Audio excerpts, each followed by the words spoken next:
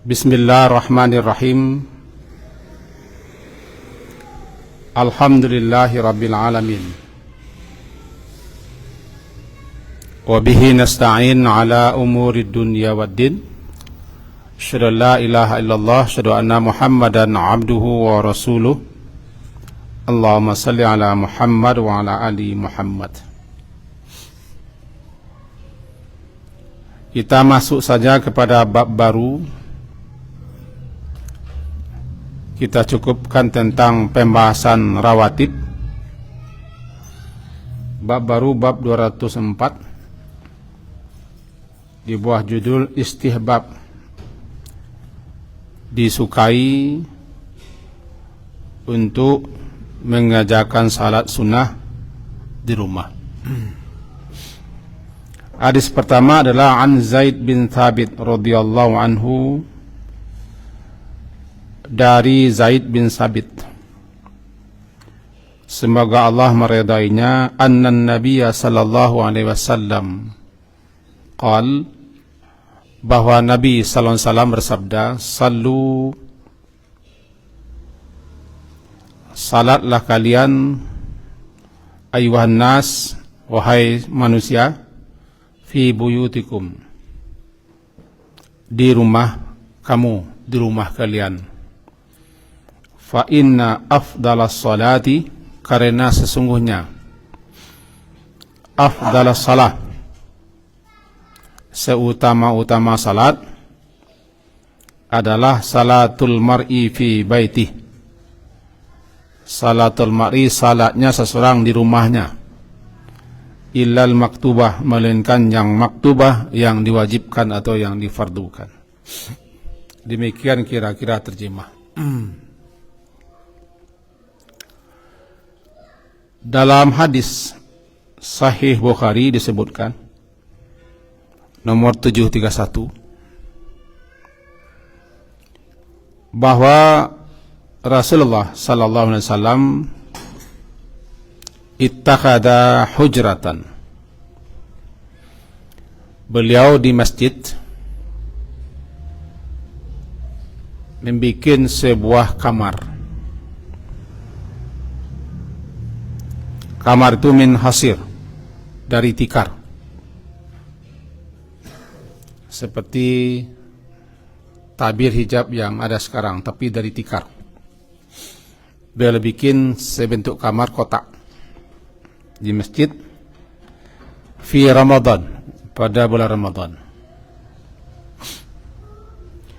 Lalu fasalla fiha layali, beliau salat di dalam kamar itu beberapa malam. Fasalla bi salatihi nasun min ashabih, sahabat-sahabat yang melihat beliau salat ikut pula salat dengan salat yang beliau lakukan. Falamma alima bihim ja'ala yaqut, tak kala Nabi mengetahui itu, beliau duduk, tidak berdiri, sehingga tidak nampak bagi sahabat-sahabat. Lalu fakharaja ilaihim, beliau keluar daripada hujrah itu, menemui mereka. Kata beliau, qad araftu alladhi ra'aitu min sani'atikum, aku mengetahui dan melihat apa yang kalian lakukan. Untuk itu sallu, maka salatlah kalian semua, ayuhan nas, wahai manusia, di rumahmu. Fa inna as-salah afdalas salati, karena sesungguhnya salat yang paling utama atau seutama-utama salat adalah salatul mar'i fi baiti, seseorang salat di rumahnya, ilal maktubah, kecuali wajib. Demikian lengkap hadisnya.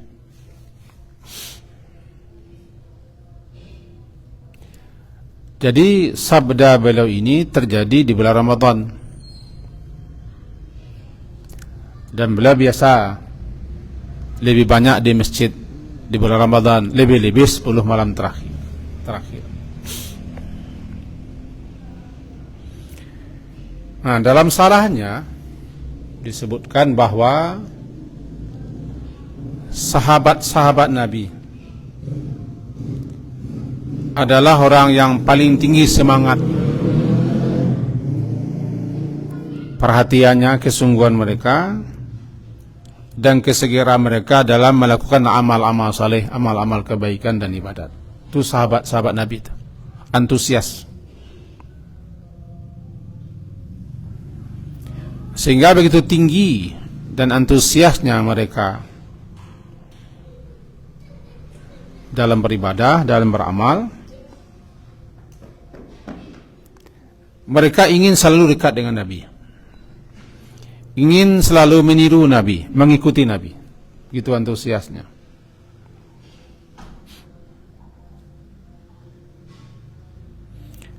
Dan selalu mengikuti salat-salat Nabi.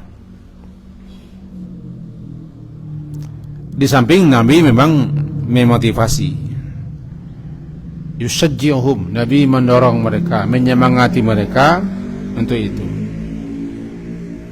Dan Nabi memang menganjurkan mereka untuk memperbanyak amalan-amalan saleh, amalan kebaikan, untuk menambah kedekatan diri kepada Allah. Salah satu contohnya ini. Apa itu? Di bulan Ramadan Nabi membikin sebuah kamar, tapi bukan kamar di dalam masjid.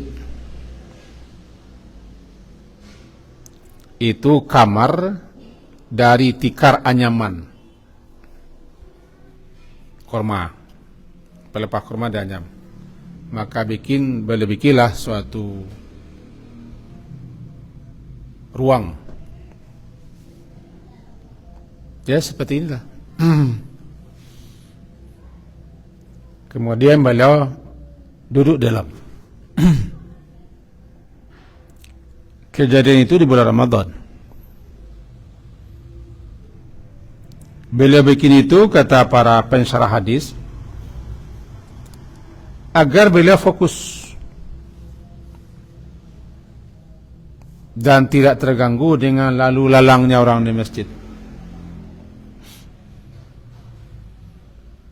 Dan beliau pun tidak mengganggu orang lain dalam masjid. Begitulah kebiasaan beliau.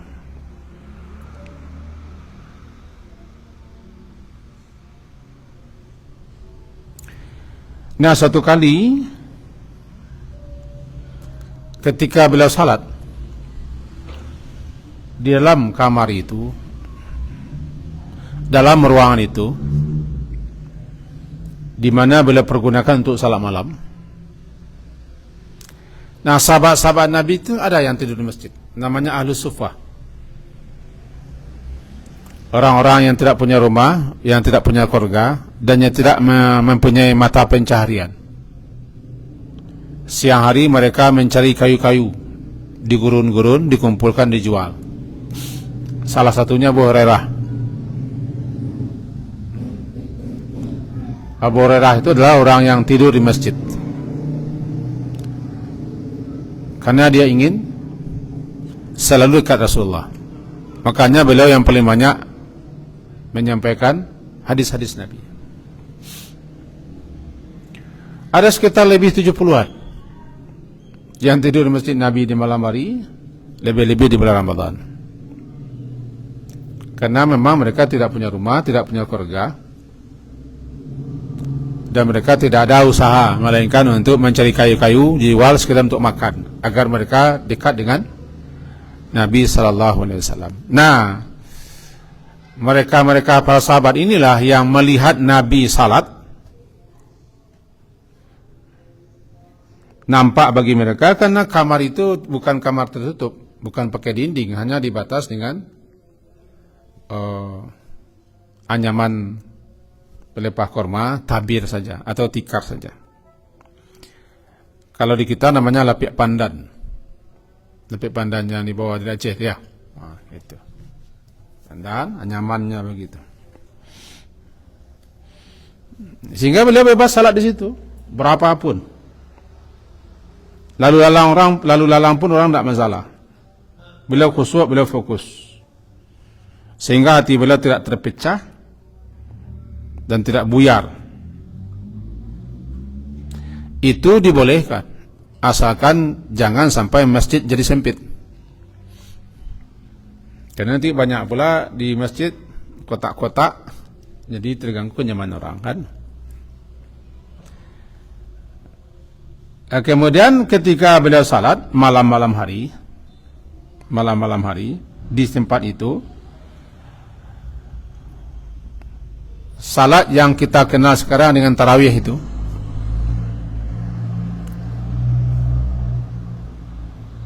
salat beliau diikuti oleh sahabat-sahabat yang ada di masjid. Mereka berkumpul mengikuti salat Rasulullah SAW. Ketika beliau tahu banyak orang mengikuti, beliau duduk, tidak berdiri, duduk.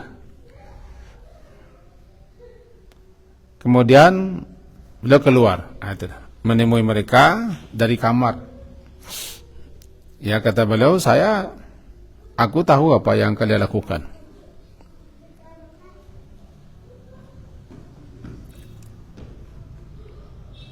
Bahwa kalian mengikuti salatku. Dan aku tahu kalian begitu sangat ingin memperbanyak amalan-amalan ibadah, amal-amal saleh, amalan-amalan sunnah.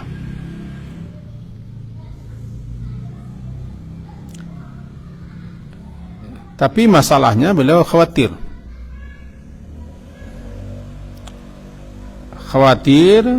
jangan-jangan nanti menjadi wajib. Maka semenjak itu dalam riwayat beliau tidak lagi salat di luar. Bukan tidak salat, beliau tidak lagi salat di luar dalam masjid, tapi beliau salat di kamar beliau, di kamar istri. Itu terjadi 2 malam saja atau 3 malam saja. Dalam sebuah riwayat begitu. Nah, kata beliau kepada orang-orang, ini hadisnya, salatlah kalian di rumah kalian, karena sebaik-baik salat di rumah, kecuali salat maktubah, salat fardu. Jelas dan tegas ini, di rumah salat, yaitu salat nawafil, salat-salat sunat, kecuali salat-salat yang harus dikerjakan di masjid seperti tahiyatul masjid, atau salat yang harus dikerjakan bersama-sama di rumah seperti salat Aid, salat khusuf dan kusuf, salat istisqa yang harus bersama-sama, termasuk salat jenazah. Jadi dalam hadis ini, afdalus shalah, seutama-utama salat seseorang, yaitu di luar salat fardu, di luar salat wajib, dan di luar salat yang harus bersama-sama, yang harus berjamaah, itu di rumahnya. Di rumahnya sendiri. Dikecualikan di sini sesuai ilal maktubah.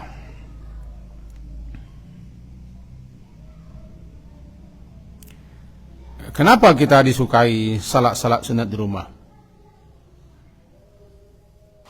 Bahwa salat sunat di rumah itu lebih tersembunyi, lebih dapat menjauhkan daripada riya atau pamer. Di samping agar supaya rumah itu turun berkah ke rumah itu, turun rahmat, lari setan. Ya, juga rumah itu, agar rumah itu bercahaya. Cahayailah rumahmu dengan salat. Dalam hadis Nomor 2, begitu bunyinya kan, daripada Ibnu Umar radhiyallahu anhuma anin Nabi sallallahu alaihi wasallam qala ij'alu min salatikum fi buyutikum wa la tattakiduha kubura. Laksanakanlah salat sunnahmu di rumahmu. Jangan kalian jadikan rumah itu seperti kubur.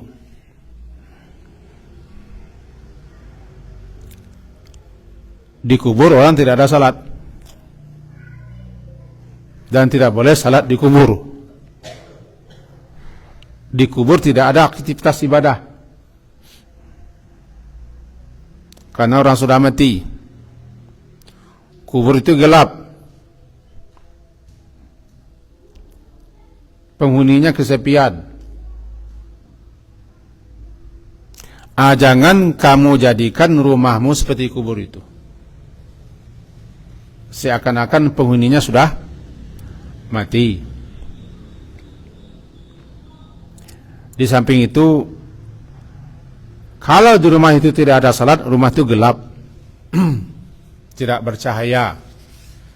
Cahaya tentu bukan cahaya lampu. Cahayanya terang benderang, berwarna-warni, bertiktok rumahnya, kedap-kedip. Bukan, tidak ada nur, gelap, tidak ada cahaya ilahi.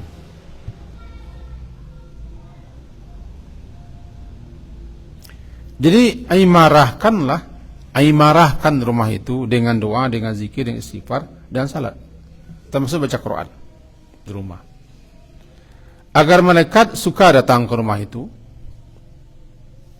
sehingga setan lari dari rumah itu. Imarahkanlah rumahmu dengan amalan-amalan sunat, termasuk salat sunat. Kalau ingin mengundang datang ke rumah itu rahmat, banyak tamu-tamu daripada malaikat, turun berkah ke rumah itu, dan di rumah itu nanti ada sakinah,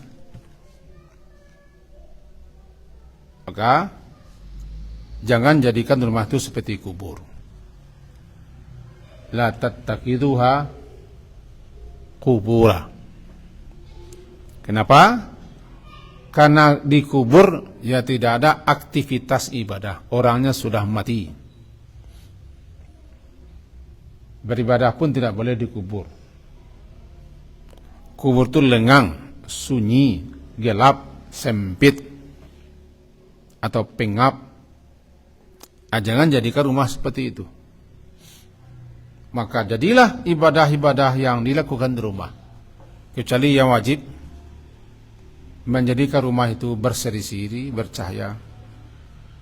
Datanglah ketentraman, ketenangan, sakinah rumah itu, karena malaikat datang. Cara menghadirkan malaikat ke rumah salah satunya kan dengan membaca Quran. Malaikat suka kepada orang banyak membaca Quran di rumah. Datang malaikat ke situ, lari setan. Berdoalah, berzikirlah, salat sunatlah. Atau imarahkan rumah itu dengan hal-hal yang positif seperti membaca, menelaah, mengkaji. Tentu kalau ulama, orang alim, guru, tentu dia imarahkannya dengan membaca, dengan menulis, dengan menelaah kitab-kitab. Itu sebanding dengan salat sunat. Saya baca fatwa ulama, di antara yang menyebabkan bolehnya seseorang alim kadang-kadang tidak sempat salat malam karena dia sibuk menulis, membaca, menelaah. Habis waktunya sehingga dia tak banyak salat malam. Itu sebagai ganti salat malam. Apalagi kalau dia menelaah, meneliti, membaca, mengupas, bukan untuk dirinya saja, untuk diajarkan. Karena orang yang alim, orang yang faqih, orang yang asih, orang yang melimu guru itu, dia membaca, dia menelaah, dia belajar, dia menulis, itu untuk mempertajam senjata, untuk perang. Ustadz, guru, buya kalau tidak membaca lagi senjatanya tumpul. Kalau tidak lagi membalik-balik kitab di rumah, membanding-banding, menelaah, melakukan studi, membahas-bahas sampai habis waktunya, sehingga kadang-kadang tidak sempat berzikir, berdoa dan segala macam. Itulah dia, itulah jihadnya. Jadi kembali kepada kita tadi bahwa imarahkan rumah dengan salat sunat. Imarah itu kan makmurkan, ramaikan. Ramaikan rumah itu, fungsikan rumah itu, pakai dan pergunakan rumah itu yang imarah untuk ibadah-ibadah. Karena bisa jadi suatu rumah itu gersang tandus, tidak ada berkahnya, atau para penghuninya tidak ada yang beres, karena di rumah itu tidak ada cahaya. Tidak ada cahaya, rumah besar, perabotan lengkap, apalagi televisi saja sebesar pintu. Tapi ada yang kurang di rumah itu, aura ya, aura. Nah, kita bahasakan nurnya lah, tidak ada nur. Kenapa? Malaikat tidak datang ke rumah, malaikat pembawa rahmat tidak datang. Yang rumah itu ada setannya banyak di rumah. Saya baca dalam beberapa penjelasan ulama, kalau baca Quran, keraskan baca Quran, tapi jangan merakyat-rakyat. Keraskan baca Quran. Nanti jinnya di rumah, malaikat di rumah mendengarkan itu. Keraskan itu terdengar di telinga. Jangan mendanguk-danguk saja. Ah,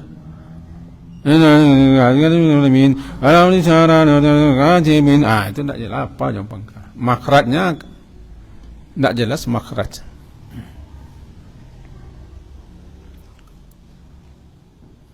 Disuruh kita baca Quran bergerak bibir lidah, terbuka dia, sehingga malaikat senang. Jin-jin kan ada di rumah kita, adalah sandak. Nah, setan lari. Baik laki-laki atau perempuan, keraskan. Maksud keras itu kan sudah tadi, jangan sampai tidak ada ria di rumah, tidak ada ria. Imbai pula nanti jatah salat wajib di masjid, jatah salat sunat di rumah. Yang tadi, jangan jadikan rumah itu seperti kubur. Bukan jadikan kuburan, enggak. Jangan jadikan rumah itu bagaikan kubur. Sebab di rumah memang tidak boleh juga berkubur, kecuali Nabi.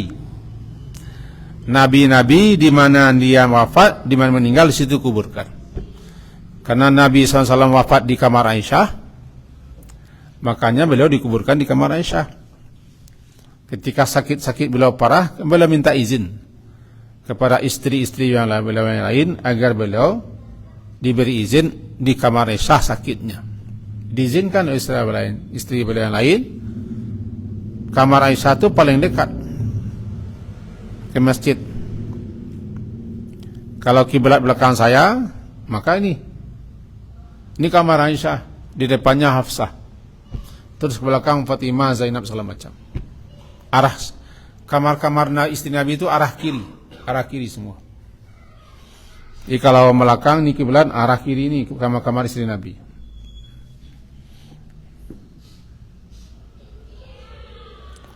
Jadi beliau sallallahu alaihi wasallam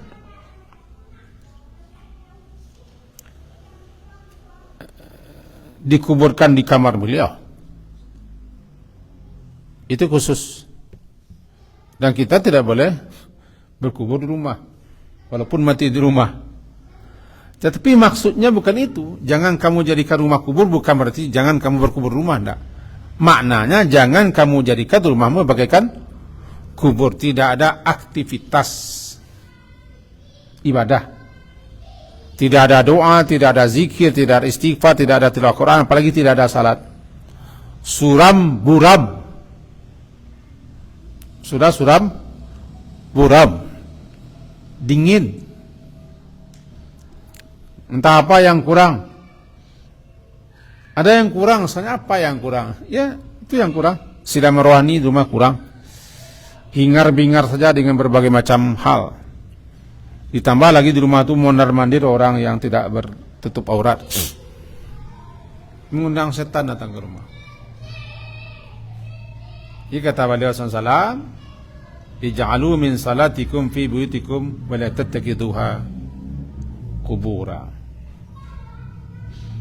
Dalam hadis di bawahnya, an Jabirin radhiyallahu anhu qala, dari Jabir, semoga Allah meridai, dia berkata, qala Rasulullah SAW, bersabda Rasulullah SAW, idza qada ahadukum salatahu fil masjidi, idza qada, apabila telah qada, telah selesai, ahadukum, salah seorang kamu, salatahu, salatnya di masjid, fal yaj'al li baitihi nasiban min salati, nasiban, maka hendaklah dia jadikan pula untuk rumahnya ada pula jatah, nasiban, jatah bagian daripada salatnya. Artinya jangan hanya salat itu jatah masjid, di rumah kamu juga hendaknya ada jatah untuk salat. Salat apa? Salat sunat. Bukannya salat sunat malam, salat ratib. Dengan catatan yang kemarin kaji kita, kalau rumah kita jauh daripada masjid, jangan dipaksa juga salat ratib di rumah. Nanti terlambat mengikuti imam. Nah, perkirakanlah.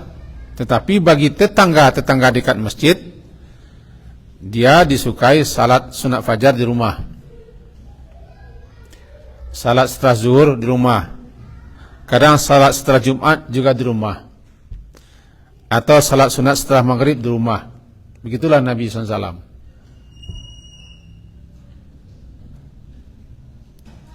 Tetapi bagi yang tetangga jauh, ini mengakibatkan dia kalau salat di rumah bisa terlambat mengikuti takbiratul ihram imam. Maka jangan salat di rumah. Sedangkan salat sunat saja, kalau sudah terdengar ikamat, dipenggal, diputus. Apalagi untuk memulai salat baru.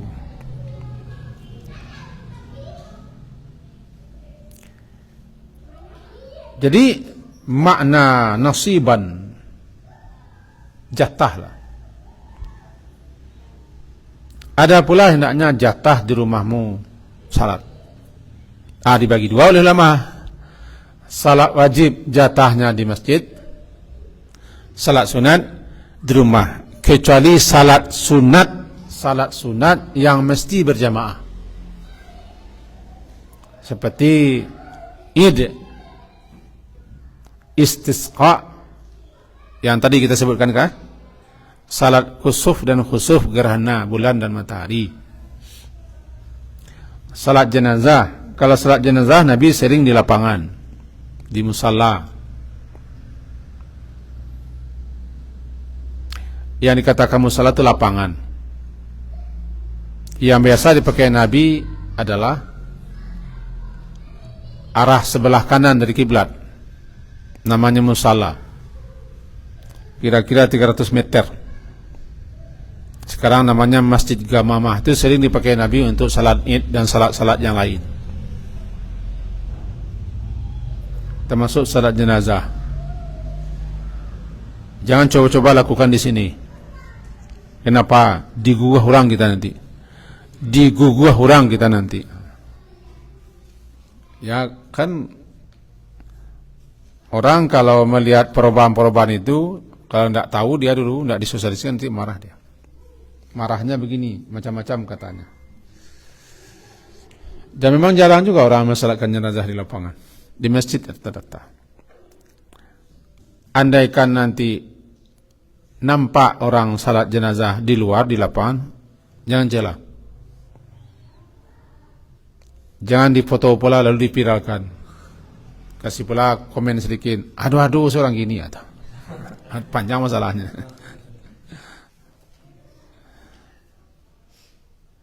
Jadi intinya salat sunat di rumah itu salat sunat yang tidak butuh berjamaah. Tapi salat sunat yang berjamaah dilaksanakan ada kalanya di lapangan dan lebih banyak di lapangan. Contohnya Id, Idul Fitri, Idul Adha, kusuf, istisqa dan seterusnya.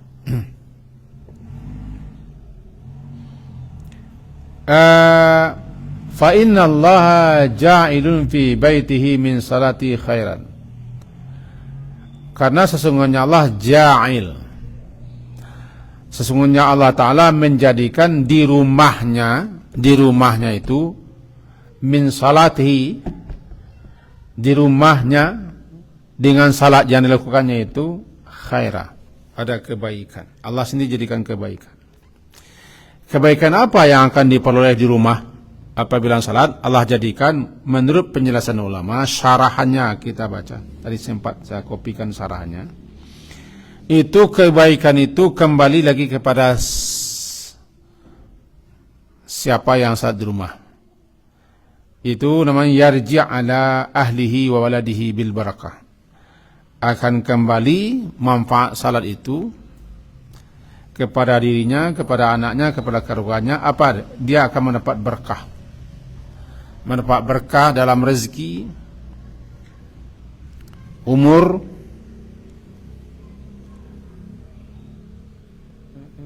kemudian tambahan dalam petunjuk, ziyadah fil huda,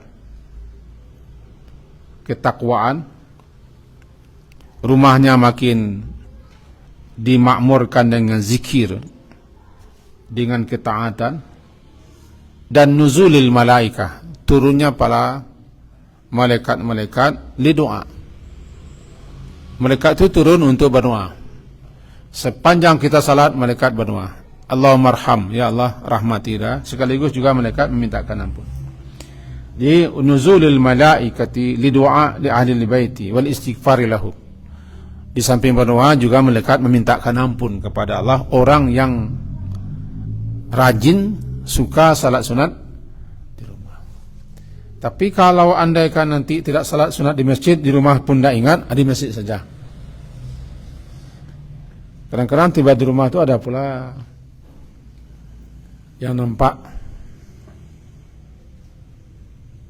kadang lupa, kadang malas. Jadi daripada tidak salat sunat, misalnya Isya, kita pulang salat Isya, mana yang bagus Isya di masjid, di rumah? Di rumah. Cuman kalau sampai di rumah jam sekian, tiba rumah tidak ingat lagi, ya di masjid saja. Sama kita. Saya ketiba rumah langsung saya cari pula kerja lain, tidak ingat. Maka daripada tidak ingat sama sekali atau tidak salat sama sekali, di masjid salat. Dengan penjelasan itu dapat kita pahami bahwa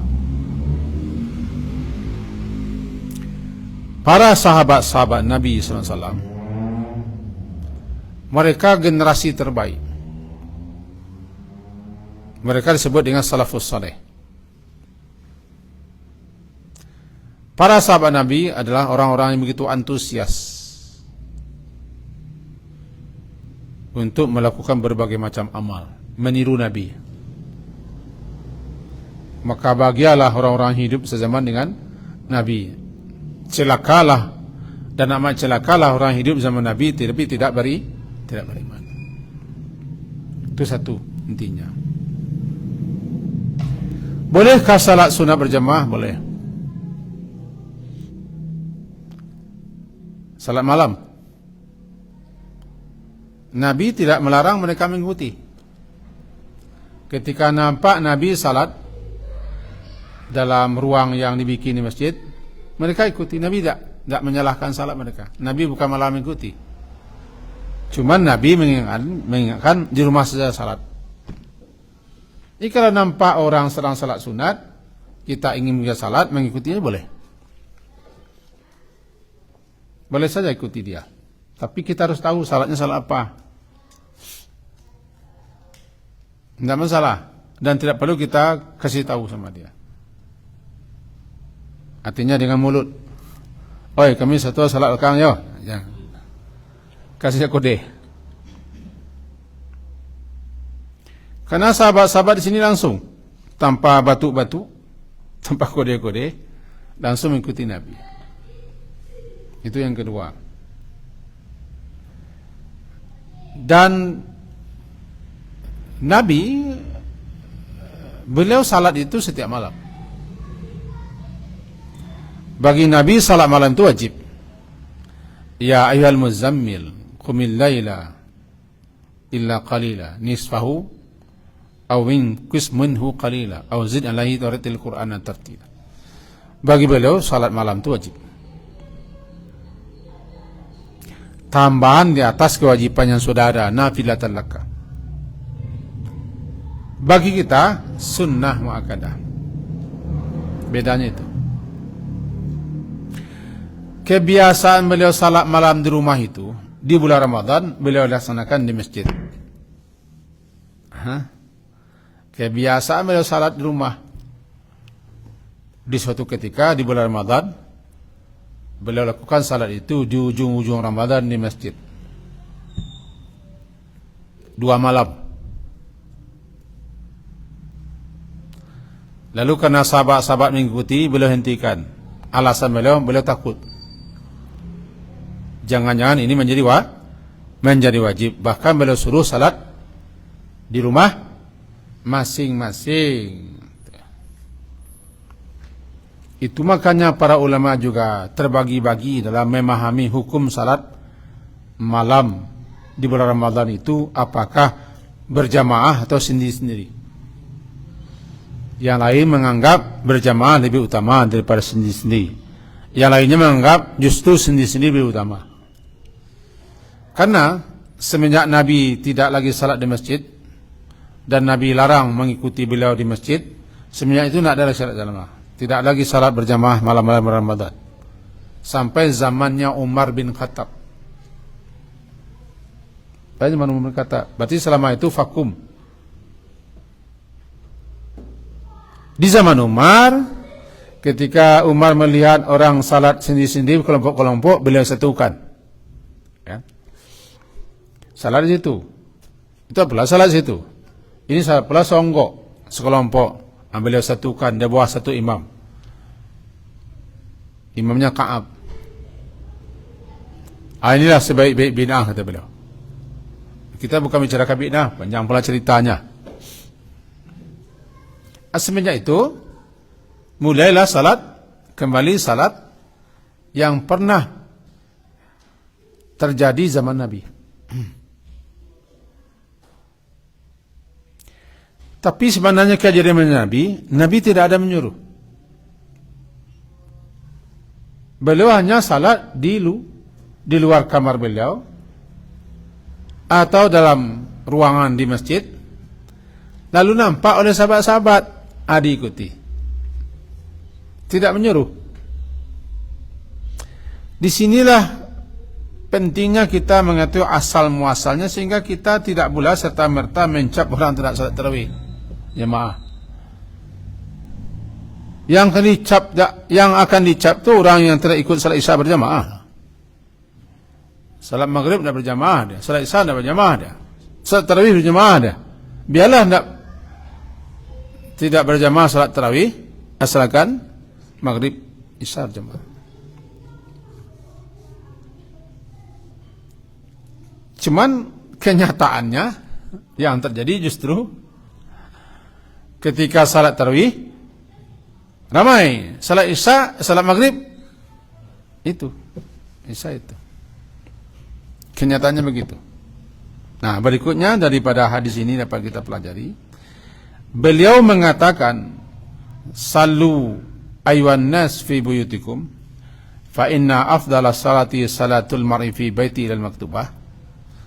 asal usulnya atau sababun nuzulnya, itu dia. Apa sebab nuzul? Sebab makanya Nabi berkata demikian karena orang-orang mengikuti beliau salat. Kata beliau, salat sajalah di rumah kalian masing-masing, karena seutama-utama salat di rumah masing-masing kecuali salat fardu, salat wajib. Penting kita mengetahui sababun nuzul, sebagaimana penting kita mengetahui sababul wurud tiba di hadis dan sababun nuzul tiba di ayat.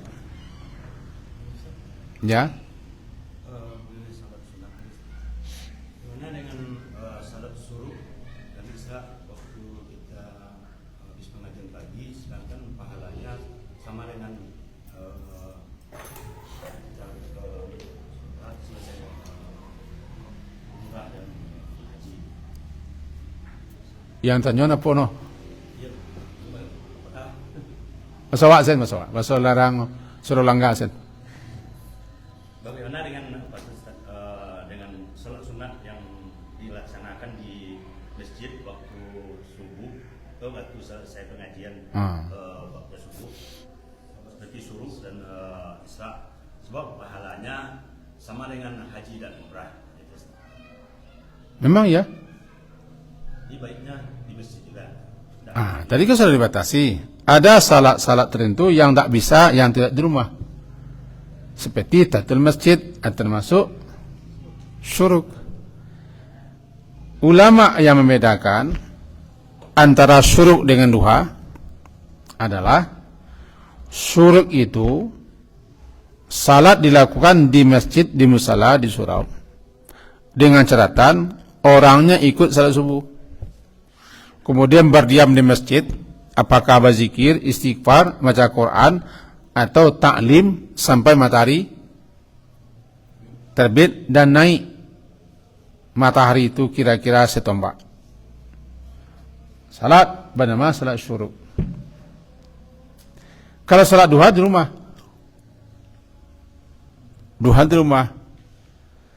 salat duha karena termasuk salat yang tidak ada berkaitan dengan salat jamaah atau di masjid, di rumah. Sementara ada imam-imam atau syekh-syekh yang berpendapat tidak ada salat syuruk. Seperti Syekh Utsaimin berpendapat tidak salah. Beliau mengatakan itu salat duha yang di awal waktunya. Namanya syuruk, tapi sebenarnya duha di awal waktu. Pahalanya sekian. Sekian. Jadi kalau kita ingin bedakan, seutama-utama seseorang salat, ya, seutama-utama salat seorang di rumahnya, kecuali salat-salat sunat yang tidak dianjurkan di rumah. Tidak kan? Khusuf dan khusuf, tahiyatul masjid, termasuk salat jenazah, tentu juga termasuk salat sunat syuruk karena berkaitan dengan dengan orang salat di masjid, di musala. Kira-kira begitu. Mentun kira-kira. Salat duha di rumah.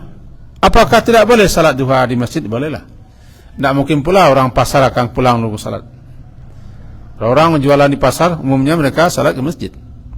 Tidak mungkin pula mereka hantarkan pulang salat ke rumah. Jadi kalau memang kita sedang di rumah, kalau matahari sudah meninggi, silakan. Salat duha itu kan waktu terbaiknya ketika matahari sudah mulai panas. Saat dimana anak-anak onta tidak tahan lagi berpanas-panas. Namanya itu salat terbaik, salat duha itu tilka salatul awabin, itu salat orang awabin. Jadi yang ditanyakan tadi bahwa salat syuruk atau salat isyraq di masjid, di musala, di rumah. Tidak ada salat syuruk di rumah, yang ada salat duha di rumah. Ulama cuma berbeda antara apakah ada syuruk itu atau hanya duha namanya. Itu berbeda, biasa berbeda. Yang mengatakan berbeda, duha di rumah dan tidak harus di masjid. Sementara syuruk harus di masjid atau di musala atau di surau. Karena dilaksanakan adalah siapa yang salat sunat di masjid, kemudian dia duduk di masjid sampai matahari terbit. Ketika matahari sudah meninggi, dia salat sunat 2 rakaat. Namanya salat sunat isyraq atau syuruk. Syuruk matahari terbitnya, isyraq matahari sudah meninggi. Maka kedua-duanya bisa dikatakan salat sunat isyraq atau syuruk. Syuruk waktunya, isyraq matahari sudah meninggi. Kira-kira begitu. Nah, demikian saja kaji kita malam hari ini. Semoga berfaedah dan bermanfaat untuk kita semua. Kembali kita ingatkan, kalau kita ingin salat di rumah, salat sunat, tidak salat di masjid, lalu tiba di rumah lupa, atau sering lupa, atau malas, di masjid saja. Di masjid saja. Karena sudah kebiasaan kita tiba di rumah itu ada saja. Ada saja yang akan dilakukan, dikerjakan, diperbuat, menyebabkan apalagi kentutnya sudah keluar berbunyi. Untuk berwuduk balik itu berwuduk balik itu malih. Sekian saja. Subhanakallahumma bihamdika asyhadu an la ilaha illa anta astaghfiruka wa atubu ilaik. Wassallallahu ala Muhammadin wa ala alihi wa ashabihi ajma'in. Alhamdulillah. Assalamualaikum warahmatullahi wabarakatuh.